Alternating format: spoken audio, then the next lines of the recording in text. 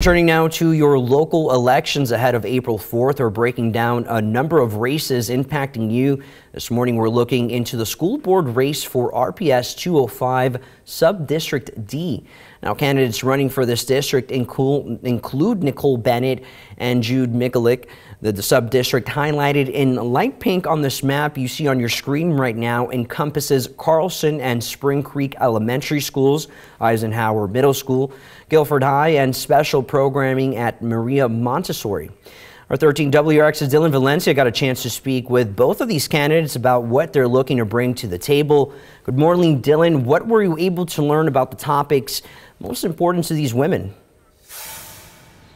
Manny, good morning. Just a quick recap on what both of these women stand for. Nicole Bennett wants to have social and emotional intervention. She says that a lot of academic issues usually might start with what's going on at home. However, on the other side, we have Jude Mikulik, who's been the school board member in Sub-District D now for 14 years. Actually, over the last 2 years, she's been the school board president, and she shared why her experience is enough for her to continue on.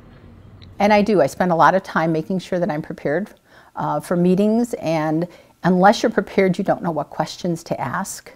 I also think you don't know what questions to ask if you don't have the history of being with the district and seeing what's worked and what's not worked, and also the institutional knowledge of how a district works and the relationships that I have with people in the district so that I can get information and have, which helps guide me in the questions that I would ask of our administration.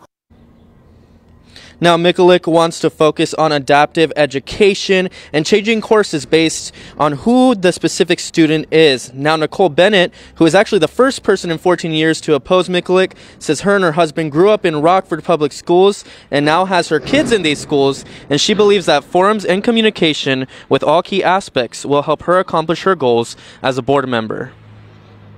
I think it would be a really good idea to be holding listening sessions, so really getting people's perspective, so people who are impacted by decisions of the school board, people who attend the school buildings, people who work inside the school buildings, and really make sure that their voices are heard. So surveys or different ways that we could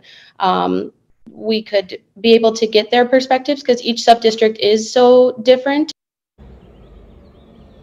Definitely some very important information for parents to know, especially if their students aren't in Sub-District D. Now, quick reminders for Winnebago County when it comes to elections. Today is the last day to have a mail-in ballot sent. Again, early voting ends on April 3rd, and of course, you can go to your local election office on April 4th. For now, in Rockford, I'm Dylan Valencia with 13 WREX.